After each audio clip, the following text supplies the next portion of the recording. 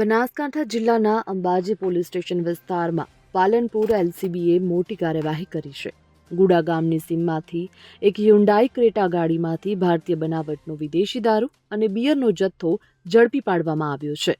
આ દારૂ અને અન્ય મુદ્દામાલ મળીને કુલ ₹11.32 લાખનો મુદ્દામાલ જપ્ત કરવામાં આવ્યો છે. પોલીસે એક ક્રેટા ગાડીમાંથી 753 બોટલ ટીન દારૂ અને બિયરના જપ્ત કર્યા છે, જેની કિંમત ₹2,87,066 આંકવામાં આવી છે.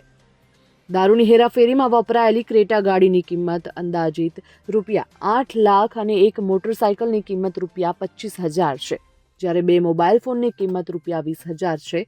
તેને પણ જપ્ત કરવામાં આવ્યા છે. આ કેસમાં 2 આરોપીઓની ધરપકડ કરાઈ છે. તેમની ઓળખ મહેસાણા જિલ્લાના સતલાસણા તાલુકાના બેડસમા ગામના રહેવાસી 27 વર્ષીય સદેવસિંહ ગેમરસિંહ ચૌહાણ અને 23 વર્ષીય કુમારસિંહ જગતસિંહ ચૌહાણ તરીકે થઈ છે.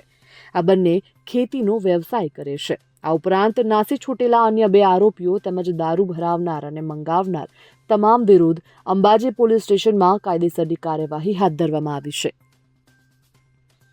Bureau report, Gujarat fight news.